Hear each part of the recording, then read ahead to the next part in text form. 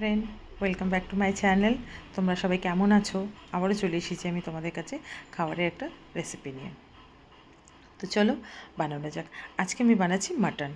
খুব হালকা করে মশলা দিয়ে বানাচ্ছি, পাতলা করে ঝোল, যেহেতু খুব গরম আর আজকে রবিবারে একটু মাটন খেতে ইচ্ছা করে, তাই আমি আজকে মাটন বানাচ্ছি। ফার্স্টেই আমি কড়াই নিয়ে নিয়েছি, কড়ার মধ্যে অল্প করে তেল দিয়েছি, দিয়ে ওর মধ্যে একটু চিনি দিয়ে দিয়েছি, লাল হয়ে গেছে।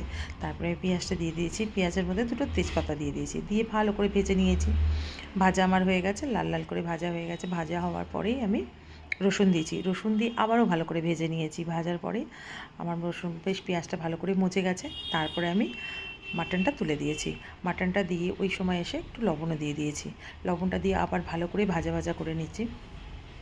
মাটনের মধ্যে আমি কিন্তু এখন আদা ইউজ করছি না, আদাটা একটু পরে ইউজ করব। কারণ কি, আদা আর রসুন একসঙ্গে দিলে একটা তিতকুটি ভাব এসে যায়, ওই জন্য আমি এখনও রসুনটা দিচ্ছি না। আমি আদা আর লবণটা দিয়ে ভালো করে ভেজে নিচ্ছি। আমার বেশ ভালো করে কষিয়ে নিলে ওর মধ্যে তেল ছেড়ে এসেছে, আমি এই সময় এসে আদাটা দিয়ে দিচ্ছি। কারণ মাটন তো, মাটনের মধ্যে একটু বেশ ভালো করে না ভাজলে একটা গন্ধ থাকে, তো সেই জন্যে আমি আবার খেতে পারি না, তাই জন্য ভালো করে ভেজে নিয়েছি। আদাটা দিয়েও আবার ভালো করে ভাজা হয়ে গেছে। ভাজার পরে আমি ওই সময় লঙ্কা গুঁড়ো দিয়েছি। আজকে কিন্তু ফ্রেন্ড আমি হলুদ গুঁড়ো ইউজ করছি না। আমার ভালো করে লঙ্কা গুঁড়ো দিয়ে আমি ভালো করে মশলা দিয়ে কষে নিয়েছি।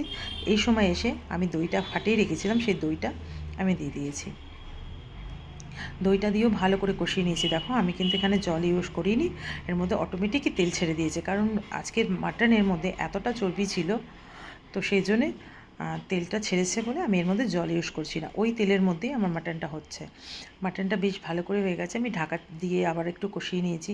আমার কষানো কমপ্লিট হয়ে গেছে। আমি এখান থেকে কুকারে দেখো ট্রান্সফার করছি, মাংসগুলো কুকারে তুলে দিচ্ছি, দিয়ে আমি এখানে সিটি লাগাচ্ছি। এই পর্যায়ে এসে আমি জল দিয়ে দিয়েছি, দিয়ে সিটিটা লাগিয়ে দিচ্ছি।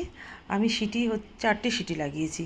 লাগাবার পরে আমি দেখো এই যে দেখাচ্ছি কিরমভাবে, কি সুন্দর একদম পাতলা ঝোল, খুব ভালো লাগবে এই গরমের মধ্যে। বেশি রিচও না, বেশি মশলাও দিইনি, বেশি তেলও দিইনি। আমার রেসিপিটা যদি ভালো লাগে তো প্লিজ একটা লাইক করে দিও আর